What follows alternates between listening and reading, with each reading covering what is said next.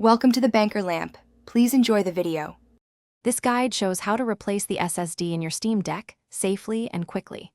The Steam Deck uses an M.2 2230 NVMe SSD for internal storage replacement. First, power off the device completely and wait 10 seconds after shutdown to avoid residual power. Work on a grounded surface to prevent electrostatic discharge and remove jewelry that could short components. Gather a small Phillips screwdriver, a plastic pry tool, and the replacement M.2 2230 SSD before you begin the disassembly process. Place the Steam Deck face down on a soft cloth to protect the screen. Remove the back cover screws and use a plastic pry tool to lift the cover carefully. After opening, locate the battery connector and unplug it from the motherboard to prevent short circuits.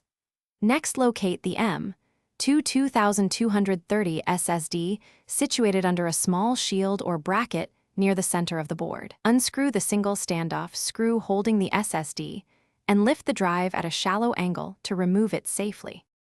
Insert your replacement M.2 2230 SSD into the slot at a shallow angle and press it down onto the standoff. Secure the SSD using the original screw and confirm the module sits flat and aligned. Reconnect the battery connector to the motherboard and replace the back cover, tightening screws evenly but not over-torquing them. Power on the Steam Deck and enter the bootloader or BIOS to confirm the new SSD is recognized by the system. Finally, reinstall your OS or restore from backup and verify storage capacity. Thanks for watching. If this was helpful, leave a like and consider subscribing. See you next time.